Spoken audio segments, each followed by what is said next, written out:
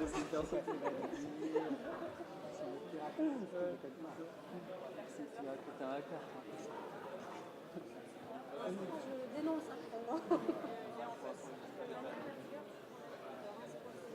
Oui. Tu penses ou pas un petit peu tutoyer vous deux. Bah ouais. Ça marche. Merci. Autoriser à rentrer dans le...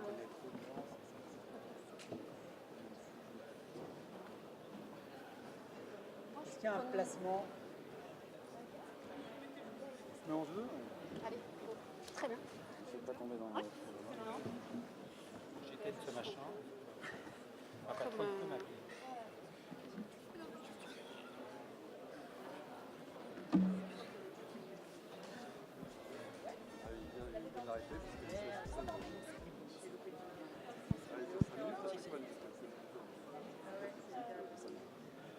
On va démarrer un peu en avance, donc bienvenue à cette table ronde dont le sujet c'est la puissance potentielle de la data au service des RH. Donc je vais animer cette table ronde accompagnée de Christelle, Reynald et Florence, je laisserai se présenter juste après.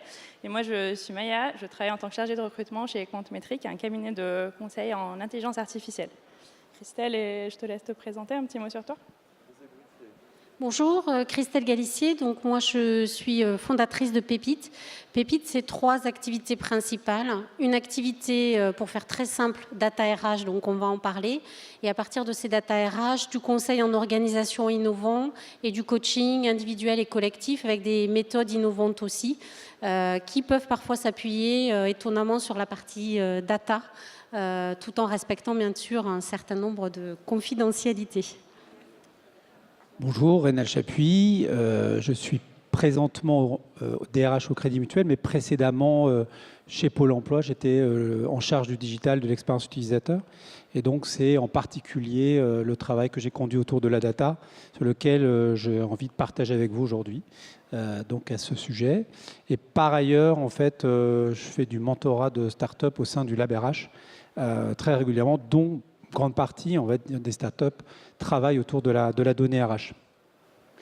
Bonjour, Florent André, cofondateur de MindMatcher. MindMatcher, c'est une société qui a été créée en 2012 sur l'idée de mettre au service des RH les technologies Big Data, intelligence artificielle et algorithmie. Actuellement, on a une plateforme de gestion stratégique des compétences qui travaille sur qui permet de mettre en action le renversement de paradigme que l'on porte, qui est de dire, actuellement, on ne parle plus de demandeurs d'emploi, mais d'offreurs en compétences, et on ne parle plus d'offres d'emploi, mais de demandes en compétences de la part des entreprises. Ce changement de paradigme associé à la donnée et à son traitement intelligent et dans le cadre du bien public permet d'offrir un panel de nouvelles solutions et d'opportunités pour l'évolution du monde du travail. Merci à vous d'être là et de vous être présenté. Juste pour un peu vous préciser le contexte de cette table ronde, en fait, au moment où j'ai commencé à réfléchir à comment cadrer ce sujet, le marché aujourd'hui commence à un peu être mature sur la donnée. Et on commence aussi à se poser un peu de questions, comment orienter les services entreprises pour être data-driven. Et en regardant un peu ce qu'on pouvait faire en RH, on pense qu'on peut encore faire beaucoup pour transformer cette fonction, qu'elle soit un peu plus orientée vers des décisions prises avec la donnée, pour aider et non pas remplacer ce qu'on fait aujourd'hui. Et pour démarrer cette table ronde, moi, ce que j'ai envie de vous poser à tous les 3 comme question, est-ce que vous pensez qu'aujourd'hui, vous commencez à sentir une prise de conscience, est-ce qu'on se rend compte aujourd'hui qu'on a une donnée en RH? Est-ce qu'aujourd'hui, on commence à savoir qu'on a une volumétrie importante? Est-ce qu'on sait la différencier et comment les personnes qui sont concernées se sentent vis-à-vis de ça? Je ne sais pas comment vous voulez... Rapidement, déjà dire que si on s'intéresse au RH, on ne peut pas ne pas considérer la question, bien sûr, des données. Alors, c'est d'une part pour le cadre réglementaire, qui s'est quand même beaucoup tendu sur cette question, on va dire, de la donnée personnelle des salariés. Donc d'une part. D'autre part, la question, bien sûr, de l'évolution des métiers, la question de la transformation du marché du travail et de la relation aux collaborateurs au sens large, quel que soit le statut de travail. Donc j'ai envie de dire que les questions que se sont posées sans doute les marques quand elles ont commencé à traiter la relation client il y a quelques années, le fait de pouvoir être capable de faire du traitement de la donnée, de mettre en place des silos de données un peu structurés pour commencer à faire de la prédiction sur des sujets qui longtemps ont été un peu des miroirs aux alouettes, la GPEC, des choses qui sont revenues très régulièrement dans la bouche des DRH depuis 20-25 ans. C'est vrai qu'aujourd'hui, c'est plus possible, en fait, en tout cas, de ne pas considérer cette question.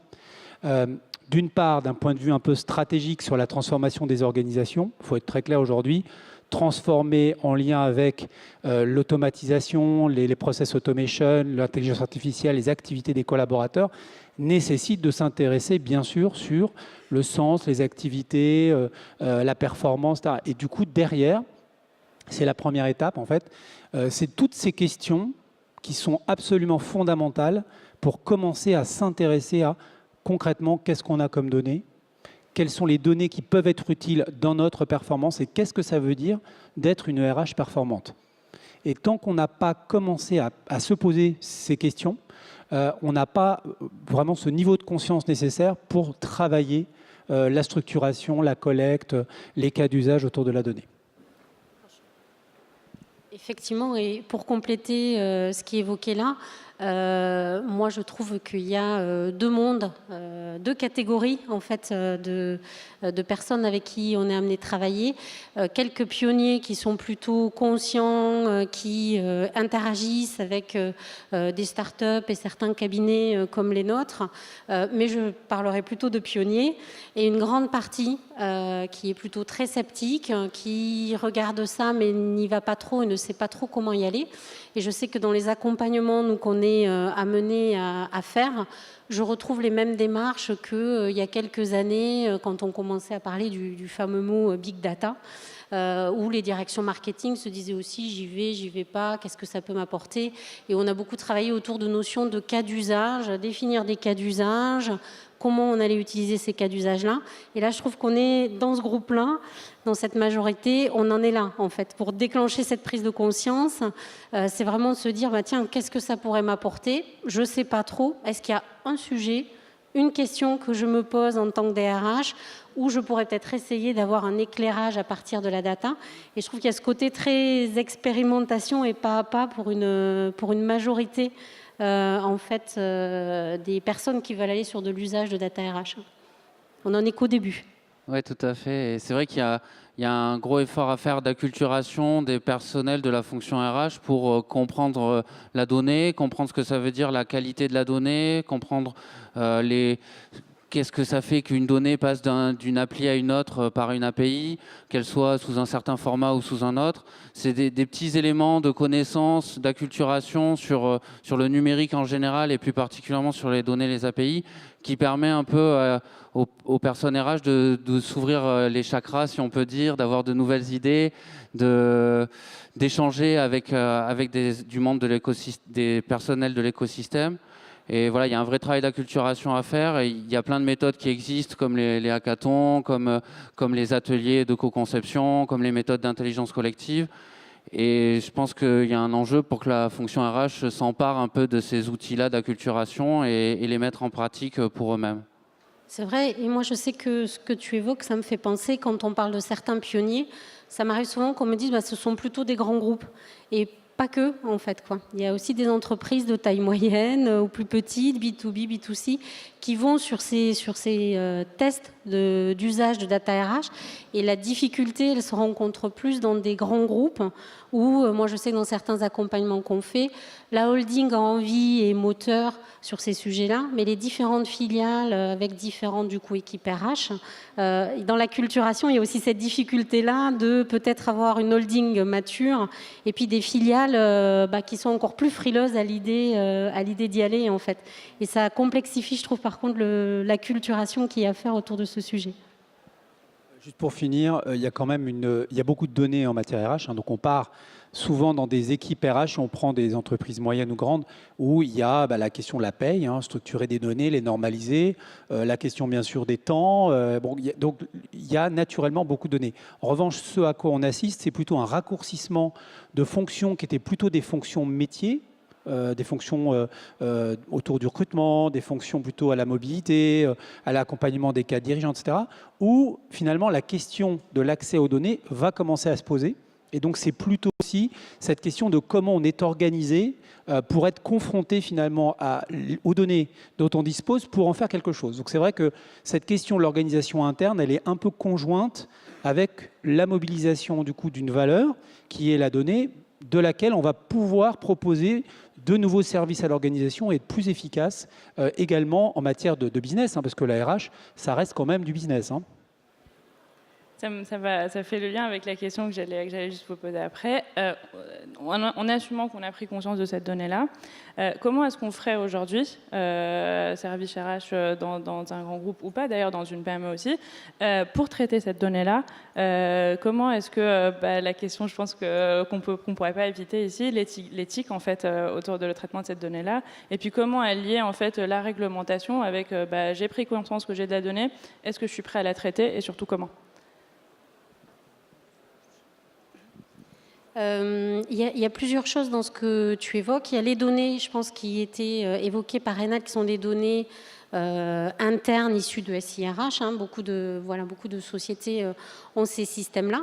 Donc là, la question de la confidentialité, de comment je peux les traiter, elle se pose fortement. Moi, j'ai des clients en RH qui ont plus de mal sur le côté GDPR, compliant, que certaines entités marketing dans la même société. Donc, c'est sûr que c'est assez complexe. Mais pour moi, dans la donnée à traiter, il y a aussi l'intérêt d'aller chercher des données dans l'entreprise qui ne sont pas dans ces SI-là et pour lesquels on n'a pas forcément conscience. Je m'explique, certains comptes rendus d'instances, de CHSCT, de médecine du travail, il n'y a pas de confidentialité dans ce qui est écrit. Par contre, l'analyse et le scan de certaines informations qui sont dans ces documents-là, par exemple, mis ensemble et puis en regardant une certaine évolution, on peut donner une idée du climat de l'entreprise, par exemple, et de certaines difficultés qui peuvent être émergentes. Et du coup, ce qui est tout aussi complexe sur la partie data RH que sur la partie data marketing, c'est ce côté-là, c'est qu'il y a aussi pas mal de sources qui peuvent être intéressantes à aller regarder et qui sont peu utilisées, peu imaginées à l'heure actuelle. Il y a aussi des données externes, les observatoires d'un certain nombre d'études sur le climat du travail, sur l'engagement des collaborateurs, qui sont aussi intéressantes à aller chercher pour les regrouper avec ces données SI-là. Et donc c'est vrai que comme Renal l'évoquait, il y a cette première question à se poser, de se dire en fonction de ce que je cherche, des fameux cas d'usage qu'on évoquait tout à l'heure, quelles sont les différentes sources de données que je peux aller chercher et ne pas m'arrêter qu'à ces données non plus SIRH, c'est là où il y a un enjeu. Même si c'est SIRH, si on prend l'exemple de grands groupes, comme on l'évoquait tout à l'heure, autant de filières, autant d'SIRH et une holding éventuellement avec un SI encore différent. Donc c'est pas parce qu'on a un SIRH que tout va être aussi harmonisé et de qualité, mais de prendre le temps de se dire quelles données sur ces différentes couches je veux aller chercher, quelles données j'ai le droit d'utiliser ou pas. Et ce côté aussi, ce que j'ai le droit d'utiliser ou pas, c'est exactement, moi je trouve comme en data marketing, ça dépend de la finalité. Est-ce que c'est une finalité d'analyse d'absentéisme? Est-ce que c'est une finalité d'avoir certaines actions individualisées auprès des collaborateurs? Donc c'est toutes ces dimensions, ça dépend du type de données et ça dépend aussi de l'usage que l'on va en faire. Sur la question éthique, j'ai envie de dire, on fait de la donnée pour surtout faire encore plus d'humain. Donc le vrai sujet de la RH, son premier matériau, c'est la qualité en fait de la relation humaine, des modes collaboratifs, de la performance collective, d'un management qui est là plutôt pour accompagner, faciliter, coacher, faire se développer, etc. Donc tout ça, pour le faire correctement, le faire mieux et dégager du temps d'ailleurs pour apprendre à le faire mieux, on exploite la donnée. Bien sûr, ça va nous permettre d'automatiser, de mieux comprendre, de mieux agir. Ça va aussi nous permettre, en termes d'organisation, de suivre la performance de ce qu'on fait, parce qu'il n'y a pas que des données quanti, il y a du qualitatif aussi dans la relation, bien sûr, qu'on entretient au sein de l'organisation, donc les enquêtes d'engagement, etc. etc.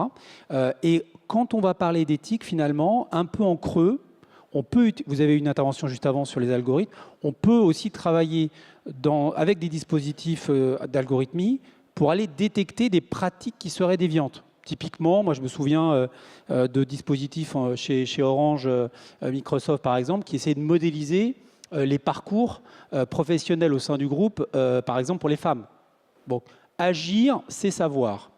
Si on n'est pas capable rapidement, de manière dynamique, d'avoir l'information pour essayer de changer les comportements, les pratiques, c'est pas possible. Donc j'ai envie de dire que le principal axe, en tout cas d'interrogation autour de la data, c'est d'abord, effectivement, nous, humains, comment on traite nos collègues, etc., au sein de l'organisation et comment on pourrait mieux les traiter. Et une fois qu'on a commencé à collecter de la donnée, qu'on en fait des dispositifs, qu'on maintient dans un mode produit, c'est-à-dire en permanence, on s'intéresse finalement aux services qu'on propose aux collaborateurs, alors on est en capacité d'agir, y compris sur les comportements, avec évidemment des dispositifs qui sortent de la data.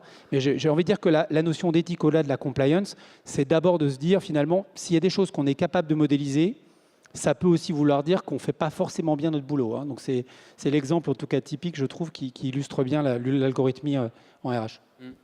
Et je rebondis sur ce point-là, de dire que voilà, c'est aussi un frein dans les métiers RH qu'on a levé tout à l'heure par rapport aux besoins d'acculturation, c'est que les principaux SIRH, les principales méthodes qui ont été faites auparavant de mise en place de ces éléments, c'était pour traquer des personnes, pour réaliser des opérations purement administratives, et c'était la mise en place de systèmes un peu complexes et qui ont raison, et qui font leur taf. C'est le système. Mais là, en fait, maintenant, avec ces données-là et avec tout un mouvement qui est autour de dire que l'algorithmie et les données sont au service de l'humain, permettent aux personnes de s'augmenter, de prendre des meilleures décisions, d'avoir plus d'informations. On met vraiment l'algorithmie au service des personnes.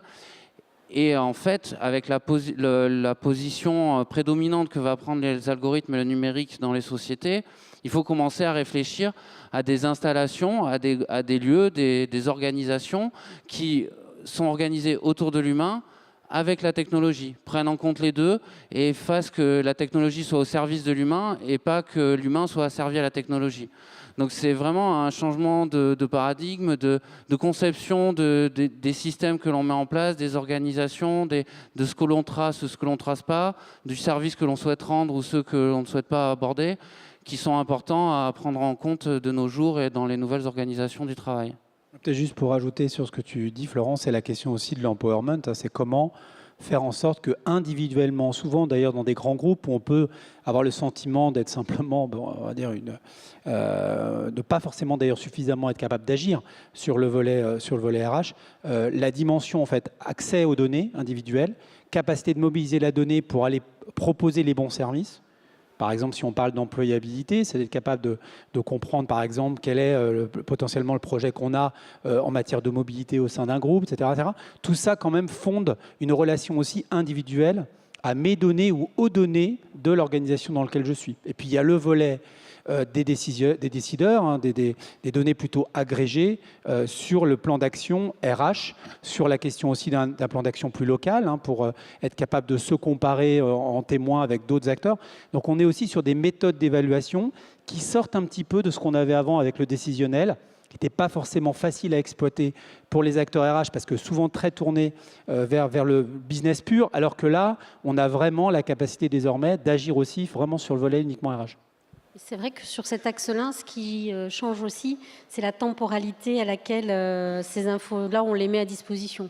Au lieu de les regarder une fois à intervalles réguliers, j'allais dire de temps en temps, ou au moins une fois par an dans certaines instances sociales, c'est vrai que là, il y a la possibilité de les avoir plus souvent à disposition. C'est le premier enjeu d'ailleurs. Une fois qu'on les met ensemble, c'est certains indicateurs clés, de les avoir plus régulièrement, plus souvent à disposition pour anticiper un peu justement ces petites tendances sous-jacentes qui étaient évoquées, avant d'avoir une grosse évolution une fois par an, de se dire tiens, c'est l'indicateur-là, il a beaucoup changé.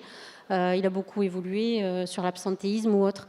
Et du coup, c'est vrai que la première puissance, c'est d'avoir plus souvent à disposition certains indicateurs et peut-être de façon plus visuelle aussi pour plus facilement comprendre certains phénomènes et déclencher des actions. C'est le premier axe d'évolution, je pense, qu'on voit tous, quoi. Ouais, tout à fait. Nous, on parle, pour exprimer un peu tout ça, on parle de mise en action de la donnée. En fait, voilà, avant, c'était un rapport qui était dans un tiroir et qu'on sortait quand on y pensait. Maintenant, voilà, ces données-là, elles sont en action, elles sont disponibles, elles offrent une transparence et elles offrent des services en continu. Et voilà, c'est comment on imagine cette mise en action des données, leur usage, leur alimentation et les bénéfices qu'on peut en tirer dans la vie de tous les jours, quoi, à tous les niveaux. Alors, il ne faut pas oublier aussi la pédagogie. On en avait parlé pendant la prépa. On avait parlé de visualisation de données. C'est toi qui avais parlé de visualisation de données. C'est vrai que le travail, par exemple, de modélisation des parcours, typiquement parcours client, parcours collaborateur, on est vraiment sur exactement le même sujet. Être capable de faire émerger, de révéler des moments clés de l'expérience d'un collaborateur, être capable d'y associer des indicateurs quanti ou quali de la performance, être capable d'agir dessus, être capable de vraiment de s'organiser aussi pour maintenir cette expérience collaborateur avec des niveaux et des objectifs qu'on se fixe, c'est complètement nouveau et c'est vrai que la partie visuelle est très importante. On va travailler quand même aussi à restituer l'information dans des formats qui sont aussi des formats pédagogiques, parce qu'on est quand même encore assez loin de la préoccupation, bien sûr, des acteurs RH. C'est normal, ce n'est pas leur métier principal, mais c'est une vraie aide dans la mesure où c'est intégré, en fait, dans les services qu'ils rendent. Ça, c'est vraiment un sujet sur lequel il ne faut pas louper le travail, hein, toute la partie visualisation de données.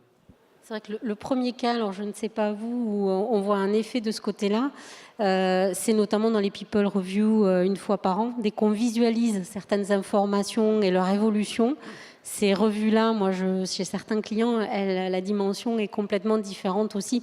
On se concentre encore plus sur l'humain, comme on l'évoquait, que dans un premier temps. Je pense qu'on l'a tous vécu. Voilà, certains fichiers plus ou moins longs et Excel, où au milieu de la People Review, on a presque envie déjà que ça finisse, alors qu'on est là pour vraiment parler concrètement de ce qu'on veut faire pour nos équipes, pour l'année à venir. Et cet axe visuel-là, ne serait-ce que sur ces moments-là, je trouve que l'effet, quand on parle de puissance potentielle de la data, il est vraiment important en visualisant certains indicateurs. On a des experts ici en fait, de la donnée, je dis souvent ça, mais il faut éviter aussi le jargon parce que l'objectif quand même, et votre objectif aussi, c'est de faire de la pédagogie, c'est d'accompagner, etc. Moi, je peux vous assurer que dans les équipes RH, quelles qu'elles soient, hein, on voit à l'extérieur, etc., c'est vrai que parler de data, ça reste un métier d'expert. Or, l'objectif de l'innovation, l'objectif, on va dire, de la culture, c'est de se propager. Donc, il ne faut pas non plus en faire des sujets. Moi, je me suis un petit peu battu sur la notion de big data, etc. Ça fait peur.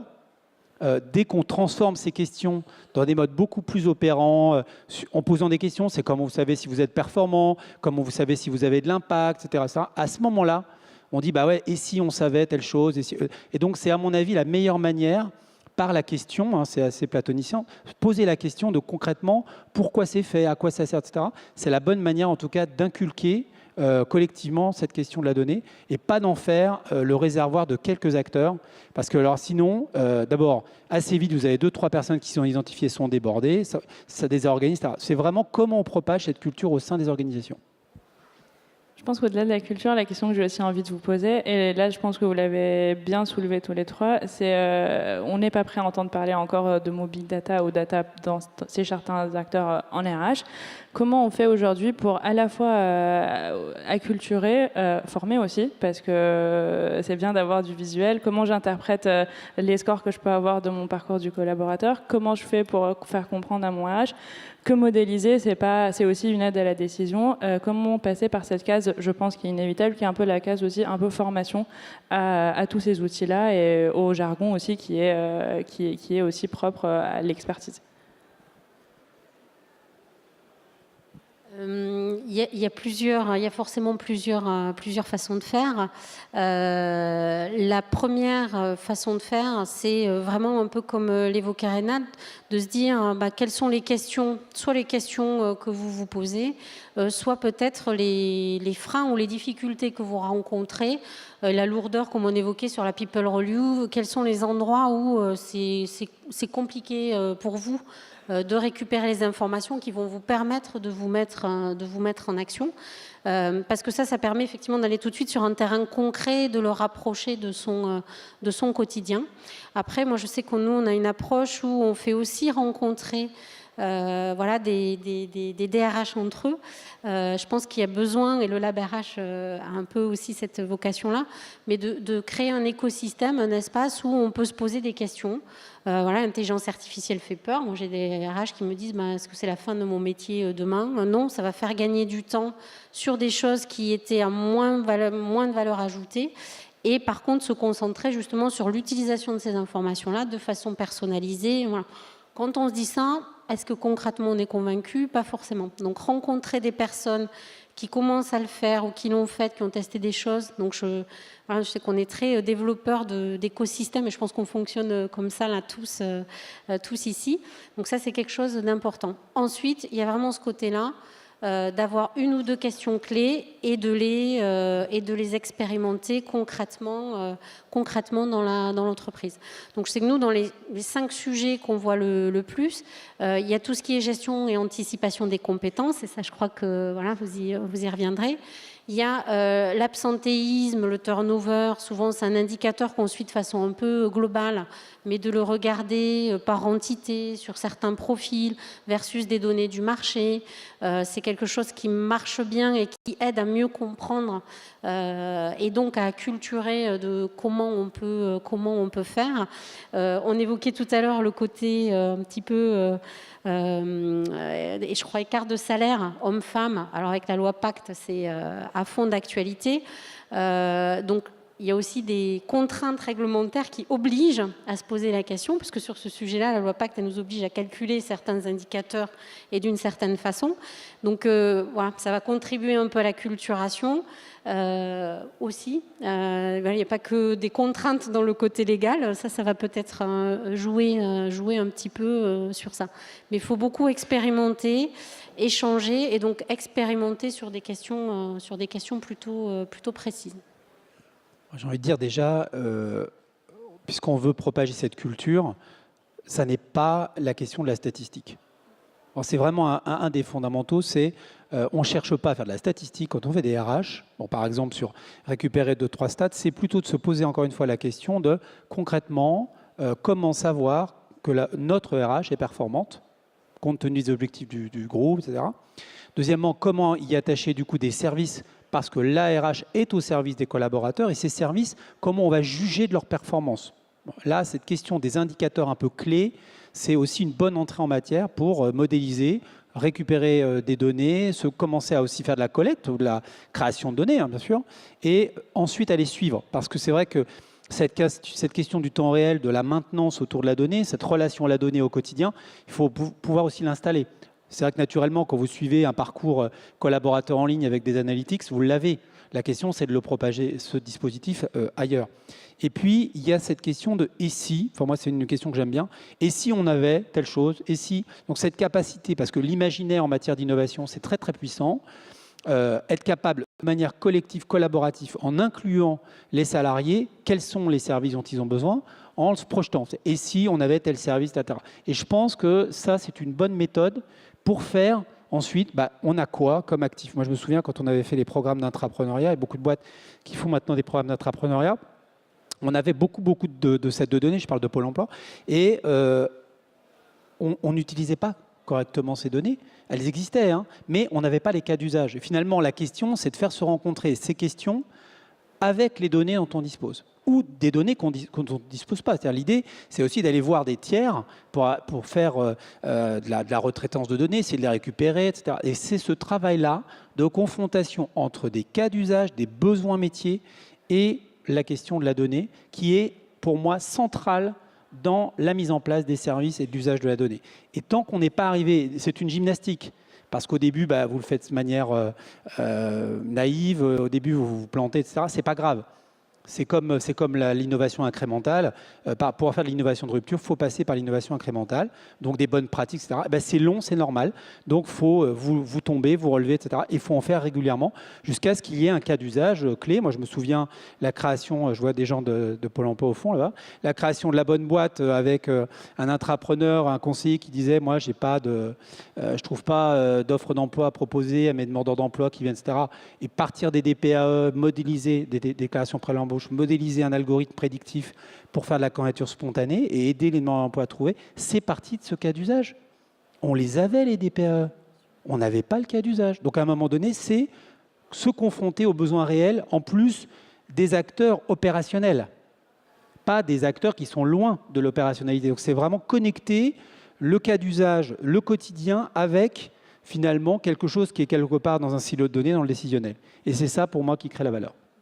Et c'est vrai qu'il y a la question, mais il y a quelles questions vous pouvez vous poser, ce que tu évoquais, et il y a comment vous allez l'utiliser si on avait la réponse. Et c'est ce lien-là. Une fois qu'on a ça, on peut aller chercher des données de plus ou moins bonne qualité. On peut être en mode itératif, mais c'est aussi comment vous allez l'utiliser si on a une réponse à proposer. Ouais, c'est vraiment la rencontre des cas d'usage et des opportunités, des possibilités de la technologie. Et nous, pour cette acculturation et cette émergence des cas d'usage et leur mise en œuvre, on travaille toujours avec nos clients en co-conception, c'est-à-dire qu'on leur dit, nous on a ça, comment vous travaillez, où vous souhaitez inclure tel bout ou l'entièreté du système, comment ça va s'inclure dans vos process. Ça, c'est une méthode qui est assez connue en informatique et utilisée de manière générale, mais on expérimente des nouvelles choses autour des hackathons aussi, pour sensibiliser les personnes des RH, où par exemple, donc là on organise le 1 et 2 décembre un hackathon avec Microdon, où il va y avoir une quarantaine d'étudiants, en face de qui on va mettre une dizaine de personnes intéressées par le social, le solidaire, par la QVT, par la gestion RH sociale et solidaire. Et l'objectif, c'est de faire rencontrer ces deux mondes.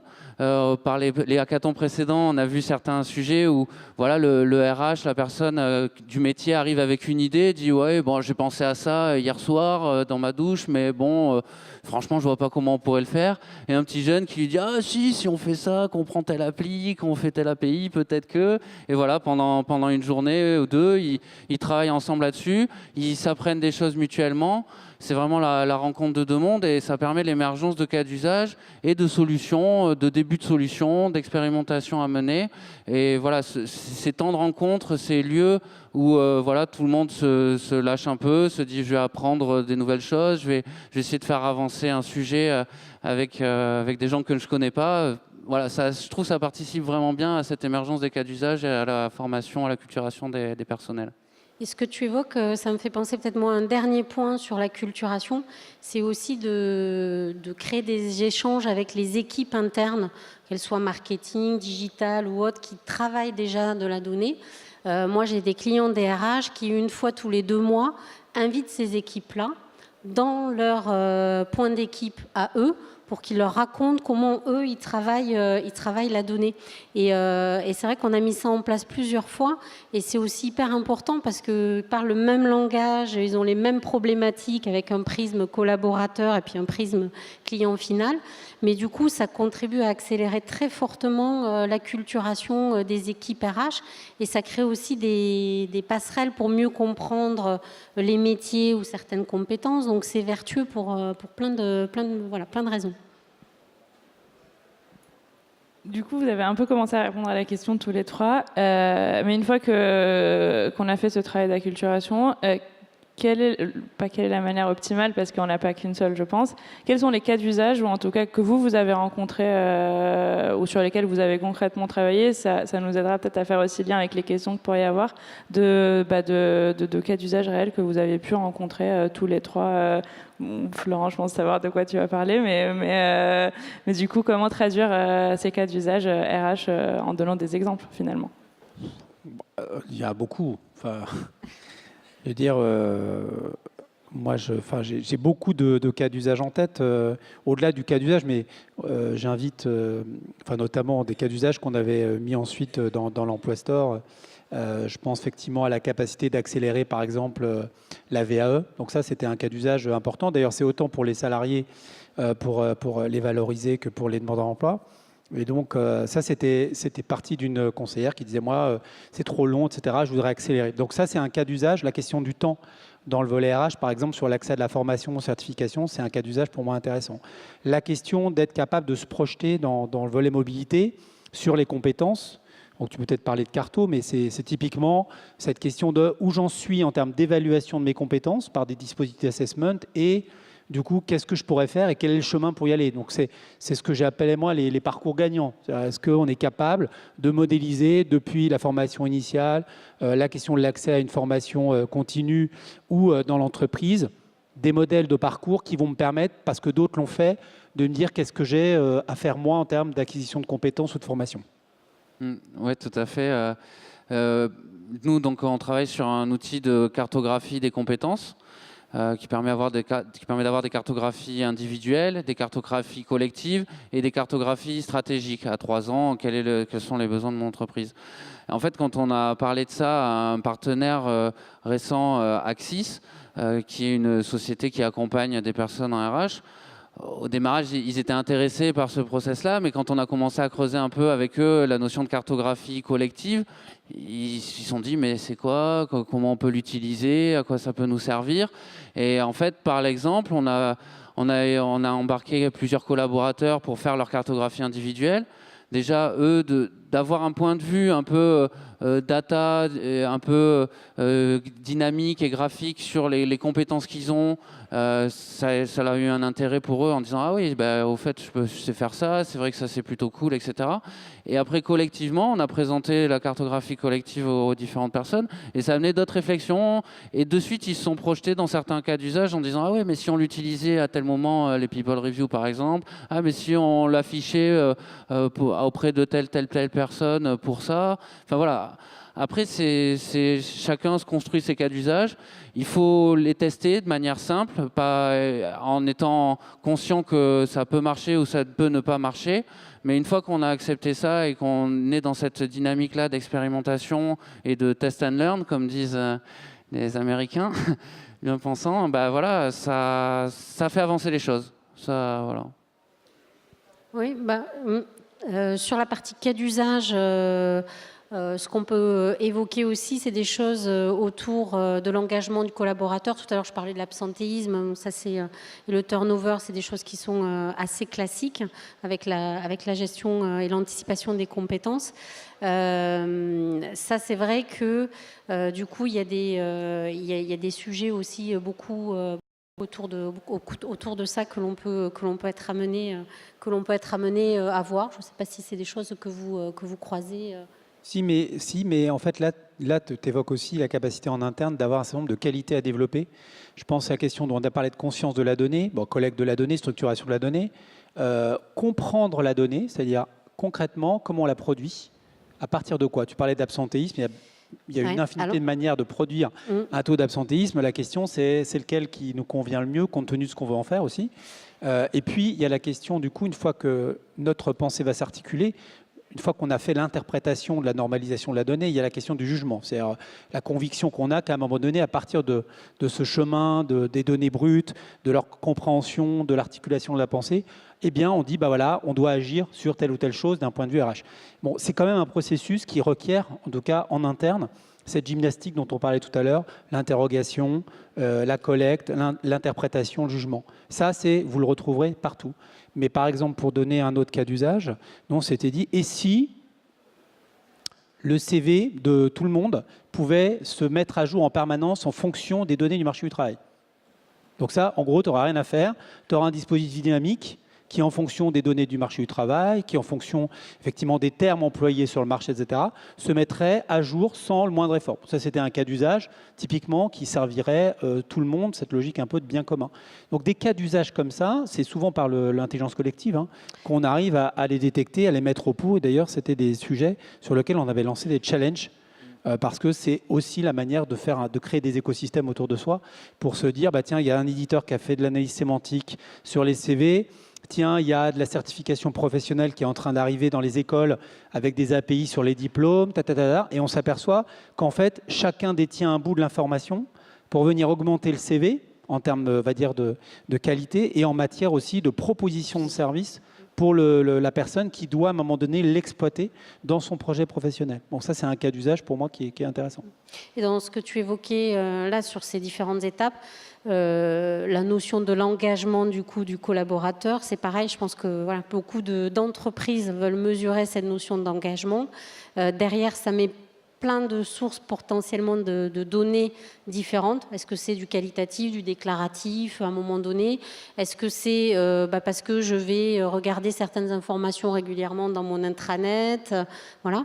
Mais du coup, la notion de l'engagement, c'est un cas d'usage qui intéresse, voilà, qu'on retrouve très souvent. Est-ce que ça veut dire quelque chose pour moi? Est-ce que je le relie à un objectif? On parlait de performance RH, ça choque parfois certaines personnes. Mais ça peut être une façon de mesurer via l'engagement des collaborateurs ce qui est fait. Alors pas que, parce que c'est aussi le manager, enfin c'est plein de choses, c'est les conditions de travail, mais en tout cas sur l'engagement de l'entreprise au global. Donc je sais qu'il y a beaucoup de cas d'usage autour de... Et ça permet d'alimenter la stratégie un peu globale et de donner du sens à une valeur pour chacun au travail, de se dire, tiens, est-ce qu'on a une notion d'engagement ou pas? Qu'est-ce qu'on y met dedans? Où est-ce qu'on veut être dans ce niveau d'engagement-là? Est-ce qu'on veut le suivre régulièrement ou pas? Est-ce que ça va être évolutif dans les informations qu'on va y faire rentrer? Et donc c'est vrai que nous, dans les 5 cas d'usage qu'on évoquait tout à l'heure, qu'on voit le plus, cette notion d'engagement du collaborateur, c'est quelque chose qui génère beaucoup de préoccupations, beaucoup d'inquiétudes aussi, parce que suivant comment on le mesure, ça peut donner des choses très différentes, en fait, quoi. Ouais, ce sujet-là, un peu du risque de la compréhension de l'outil et de à quoi ça sert.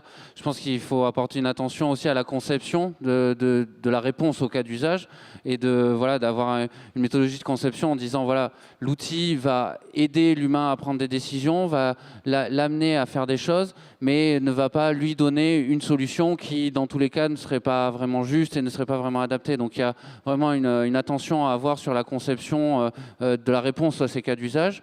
Et l'autre point corollaire à ça, c'est le fait d'accepter d'avoir plusieurs solutions en parallèle qui traitent du même cas d'usage, mais sous des angles différents, avec des perspectives différentes, et qui permettent, voilà, au-delà d'un cas d'usage, de dire comment concrètement je réponds à toute ou partie des questions que j'ai.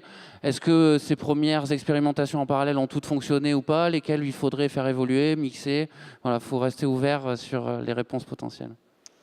Et merci à vous du coup pour cette table ronde. Je sais qu'on avait prévu du temps pour les questions, mais je vois qu'on n'en a plus. Du coup, si vous voulez croiser un de nous 4, n'hésitez pas, on sera encore ici pendant 5 minutes. Merci beaucoup.